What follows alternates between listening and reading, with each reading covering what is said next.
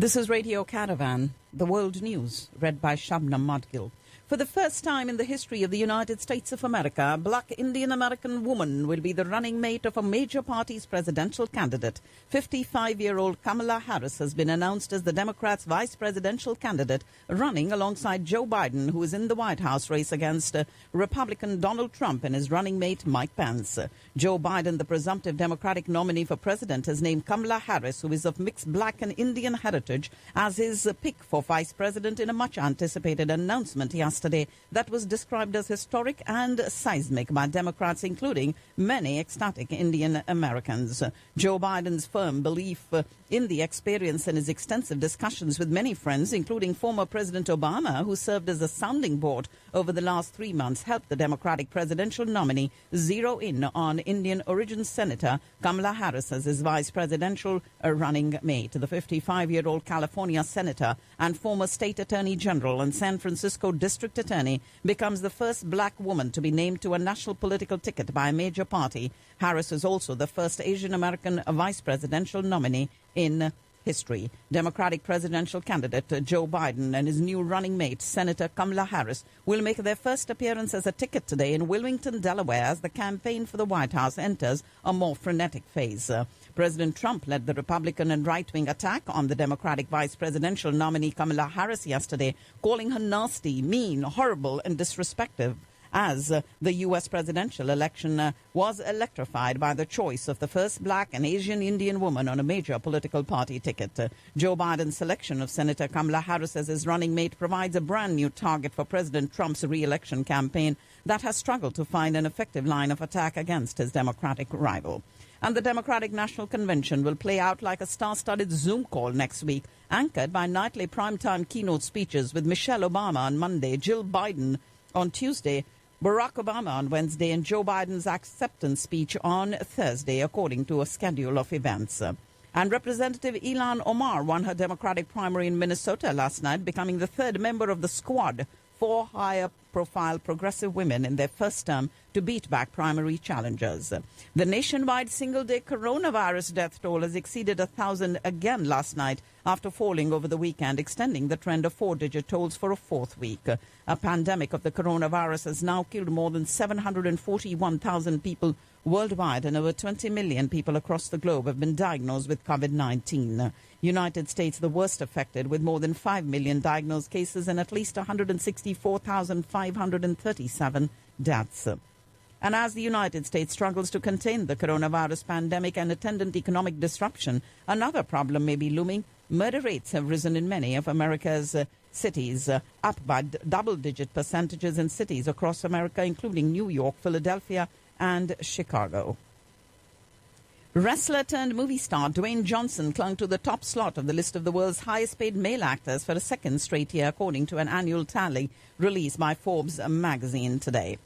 In an unusual move, the Canadian Prime Minister Justin Trudeau has issued a strong statement in support of embattled Finance Minister Bill Morneau, while rebutting media reports that the latter was going to be removed from the cabinet in an imminent reshuffle. The United States circulated a revised resolution that would extend a UN arms embargo on Iran indefinitely, seeking to gain more support in the 15-member Security Council, where a veto-wielding Russia and China have voiced a strong opposition. Iran's President Hassan Rouhani expressed great hopes today that a U.S. bid to extend an arms embargo on his country will fail, warning of consequences if the UN Security Council backs it. Iranian hardliners in parliament today voted against President Hassan Rouhani's nominee for trade minister in the first showdown between the rival camps since the House resumed work in May, despite the struggles to curb the spread of the coronavirus. And Iran is watching developments in Lebanon closely, wary of losing any of its hard-won influence after a deadly mega-blast in Beirut sparked angry demands for reforms to its delicately balanced system. Ahead of an upcoming release of Taliban detainees held in Afghan prisons, the insurgent group warned the government in Kabul against any attacks on those released, saying such incidents would jeopardize the peace talks. And at least 6 people have been killed in southern Ethiopia this week in unrest related to a bid to establish a new federal region. Iraq has cancelled a ministerial visit and summoned Turkey's ambassador as it blamed Ankara for a drone strike that killed 2 high-ranking Iraqi officers. Greece demanded that Turkey withdraw a research ship at the heart of their growing dispute over maritime rights and warned it would defend its sovereignty calling for an emergency meeting of European Union foreign ministers to resolve the crisis. Police detained over 1,000 people in Belarus during the latest protests against the results of the country's presidential election, and rallies took place in 25 Belarusian cities last night and this morning. Thousands have demonstrated in the capital of Minsk and several other cities for 3 nights to contest the election results.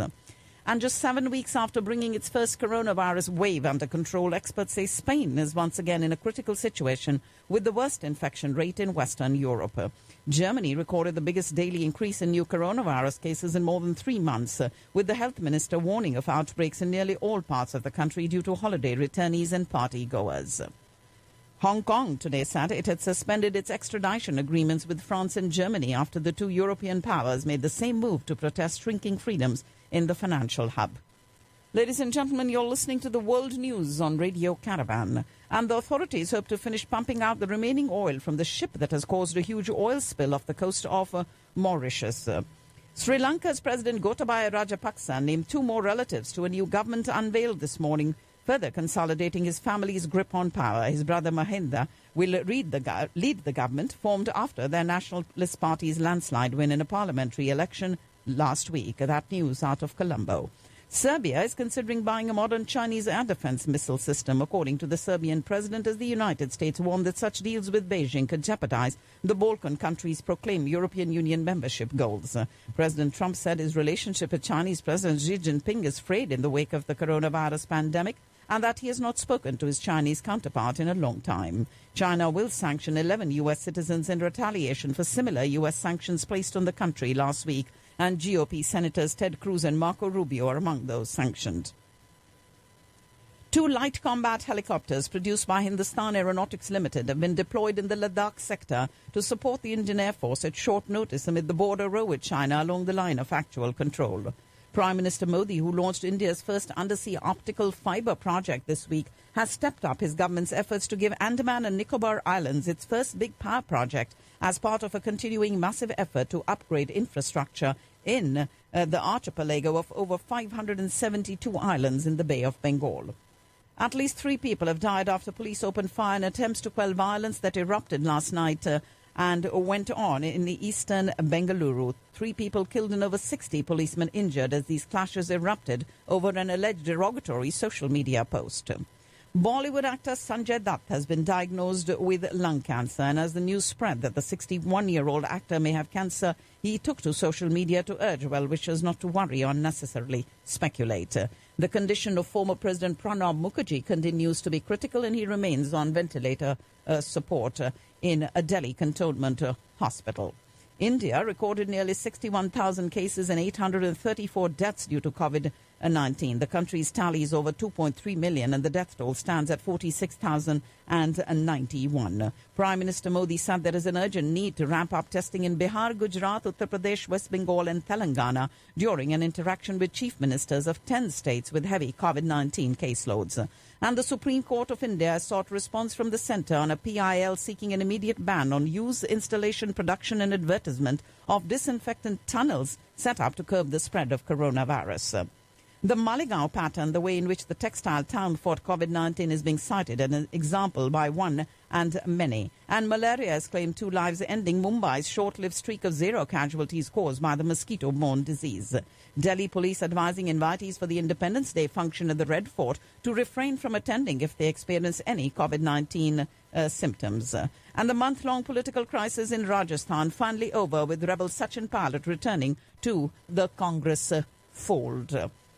The ruling Shiva Sena made fun of the BJP's alleged failed bid to topple the Ashok Gehlot government in Rajasthan.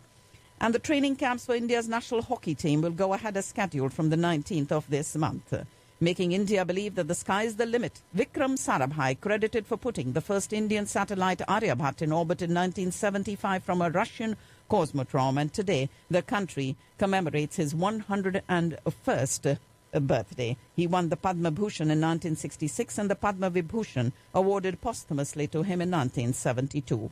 Also, World Elephant Day today, and Vice President Naidu pledged support to Hathi Hamara Sathi. Pakistan today asked the United States to play a role in de-escalating tensions with India. The FIR registered against PMLN Vice President Maryam Nawaz and party workers over yesterday's clash outside the National Accountability Bureau office in Lahore. And the Supreme Court in Islamabad requested to declare the appointment of 8 special assistants and an advisor to the Prime Minister as illegal and unconstitutional for holding dual nationality. The Punjab government has closed down COVID-19 wards in 3 government-run hospitals in the city, leaving the Rawalpindi Institute of Urology the dedicated facility for patients of the disease following a reported decrease in cases. Confirmed cases in Pakistan, 285,921, with 6,129 deaths reported. Batting legend Javed Miandad has backed the Pakistan cricket team, saying the Green Shirts haven't lost the series against England yet. England opening batsman Dom Sibley is still wary of Pakistan's bowlers heading into the second test at Southampton, and that will be tomorrow. And that, ladies and gentlemen, is all that I have in the news for you today.